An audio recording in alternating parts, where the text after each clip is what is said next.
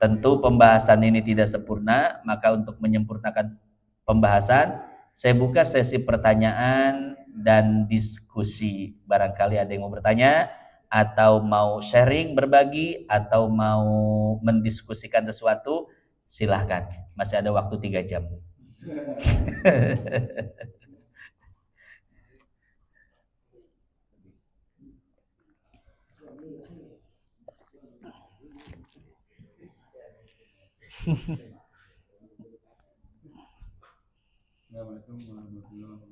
Waalaikumsalam warahmatullahi wabarakatuh. Kalau subuh ada orang bangunin subuh pakai speaker dan pakai radio, bukannya apa ya? Coba hukumnya apa? Iya. Waalaikumsalam warahmatullahi wabarakatuh. Orang membangunkan subuh lewat speaker masjid atau radio, bagaimana hukumnya? Sunnah. Mana dalilnya? Bisa dilihat di dalam Qawaidul Ahkam fi Masalihil Anam yang dikarang oleh Syekh Izzuddin bin Abdissalam. Beliau mengatakan lil wasail hukmul maqasid. Bagi perantara hukumnya sama dengan hukum tujuan. Tujuan membangunkan lewat speaker dan radio apa? Agar orang bisa sholat subuh berjamaah. Tujuannya sholat subuh berjamaah. Maka sesuatu yang berkaitan dengan tujuan itu hukumnya adalah hukum tujuan tersebut. Ya, subuh berjamaah sunnah, maka membangunkan orang lewat speaker dan radio hukumnya juga sunnah. Cuman jangan terlalu jauh dari subuh. Ini mah 2 jam lagi dari subuh udah berkoar-koar, jangan. Ya, paling lama batas maksimumnya itu 1 jam. Subuh misalkan 4:30, nah 3:30, nah itu sudah mulai membangunkan warga. Ya, atau bolehlah setengah jam sebelum subuh. Atau sebagian masjid itu 15 menit bahkan. Ya. Jadi biasanya muazinnya itu bangunnya itu 1 jam sebelum subuh. Muazinnya itu biasanya persiapan dulu di rumah, mandi, DLL dan lain-lain. Kemudian jam 4 dia tahajud baca Quran sampai 4:15 baru dia membangunkan orang lewat speaker. Jadi boleh 15 menit sebelum subuh, boleh 30 menit, dan boleh 1 jam. Jangan lebih dari 1 jam, kasihan orang masih tidur. Ya, kurang lebih seperti itu. Wallahu a'lam bishawab. Ada lagi? Ya, silahkan. Waalaikumsalam warahmatullahi wabarakatuh.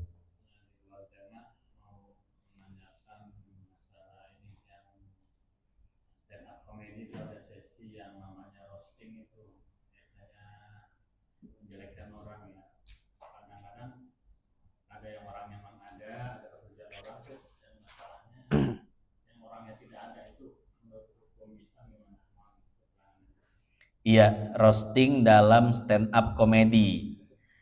Kalau orangnya ada di situ dan dia mau untuk di roasting, maka tidak jadi masalah, ya, karena sudah mendapatkan persetujuan, ridho dari orang yang akan di roasting.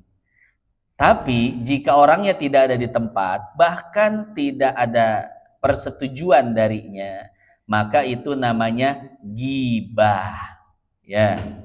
Cuman gibah hukumnya masih terbagi lagi. Ada gibah yang diperbolehkan, ada gibah yang tidak diperbolehkan. Gibah yang tidak diperbolehkan itu membicarakan tentang aib pribadi. Aib pribadi kemudian diungkap di depan umum, sementara orang yang aibnya dibongkar tidak ada, maka namanya ghibah. Tapi jika yang dibicarakan itu bukan personal seseorang, tapi kinerjanya, statusnya, itu bukan gibah, tapi itu kritik. Nah, tidak jadi masalah, ya. Nah, jadi intinya dilihat dulu, kalau yang dibicarakan adalah pribadinya, berarti itu gibah. Tapi kalau yang dibicarakan adalah statusnya, kerjanya, apalagi yang berkaitan dengan masalah kemaslahatan umat, ya, maka itu sangat bagus sekali untuk disampaikan di depan umum. Nah, kurang lebih seperti itu ya. Cuman ada beberapa etika juga yang harus diperhatikan. Ada beberapa hal sensitif yang tidak boleh dibicarakan ketika stand up itu sebetulnya. Ya, salah satunya adalah masalah agama, masalah akhirat, itu jangan sampai dijadikan bercandaan dan tertawaan. Ya, jadi kalau ingin stand up, ngelucu, ya ada beberapa hal sensitif yang tidak boleh dibahas. Kurang lebih seperti itu. Wallahu a'lam.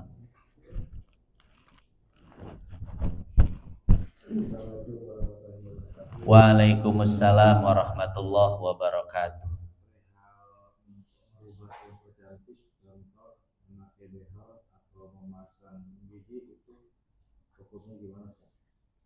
Ya, memakai behel itu bagaimana hukumnya? Ya, dilihat dulu. Kalau memakai behel itu untuk memperbaiki gigi yang tadinya giginya banyak yang offset gitu ya, softnya nggak rapi, maka boleh dipasang behel agar giginya rapi, ya. Tapi kalau seandainya memakainya itu cuman untuk memperbagus gaya-gayaan dan lain sebagainya, inilah yang dilarang oleh Nabi Shallallahu Alaihi Wasallam. Tidak boleh, ya. Nah, Imam Nawawi itu membahas di dalam kitabnya Al-Majmu' Syarah Muhadzab batasan yang diperbolehkan dan batasan yang tidak diperbolehkan. Batasan yang tidak diperbolehkan, batasan yang diperbolehkan dulu. Batasan yang diperbolehkan itu adalah untuk mengembalikan fungsi kepada fungsi normalnya. Misalkan, mohon maaf, ada orang yang cameh. Tahu cameh gak? Oh, gini, cameh.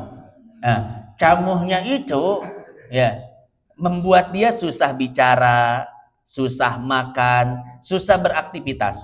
Maka kata Imam Nawawi, mengembalikan ke fungsi yang normal itu boleh.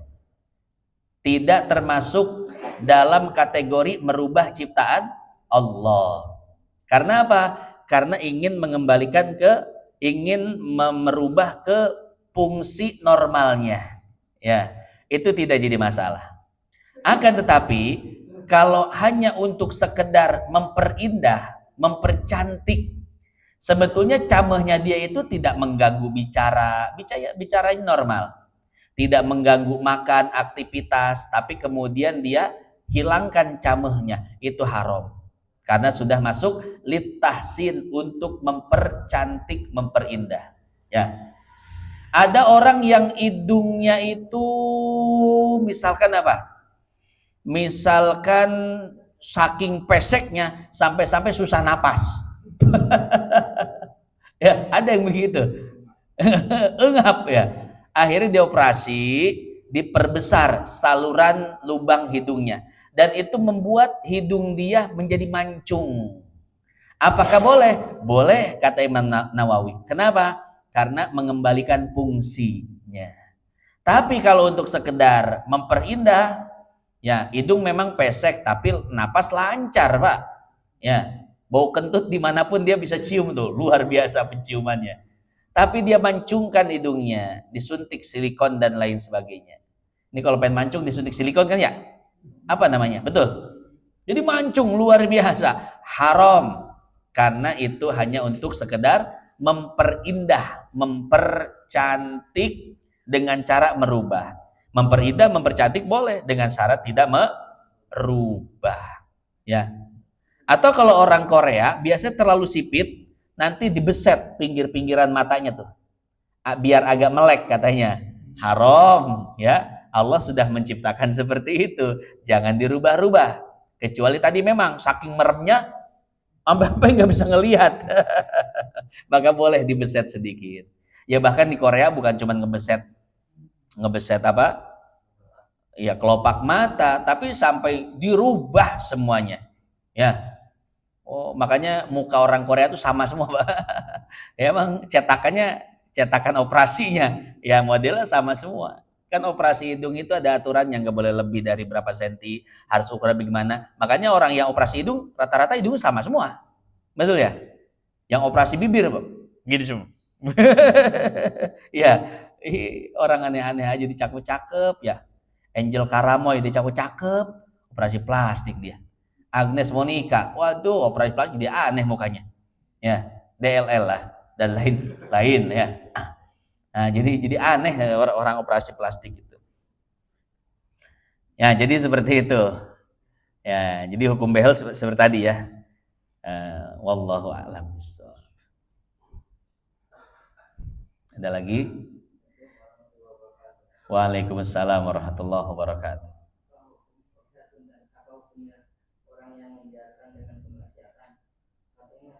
Orang yang membiarkan kemaksiatan gitu ya.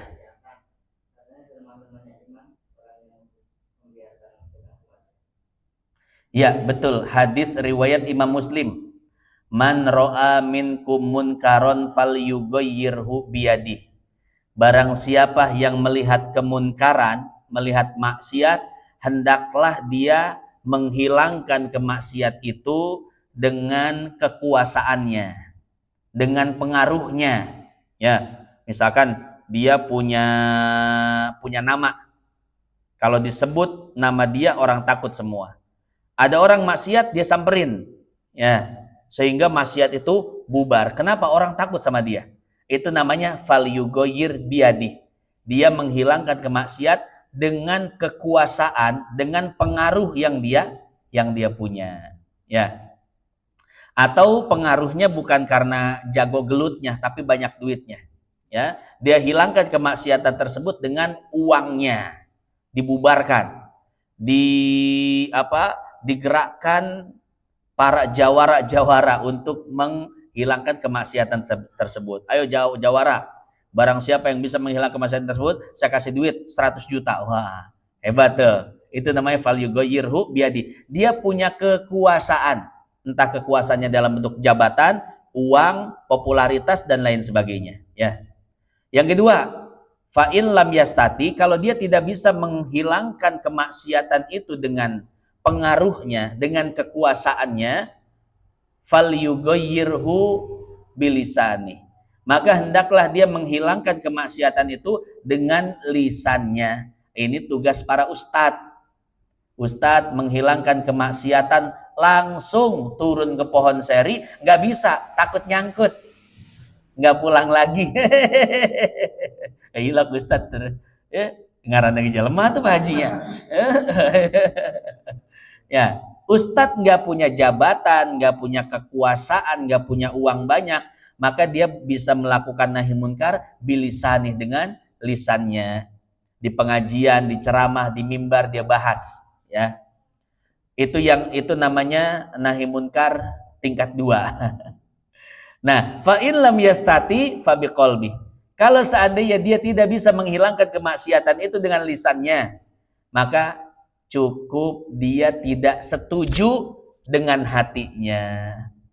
Jabatan nggak punya, kekuasaan nggak punya, ngomong siapa yang mau dengerin, ya. Minimal hatinya itu tidak setuju ada kemaksiatan di situ. Walaupun kemaksiatan tersebut terus eksis, ada legal dari pemerintah, minimal warganya nggak setuju. Nah, kalau kita sampai di level yang ketiga ini, wadzalika adaful iman, kata Nabi, itulah iman yang paling lemah.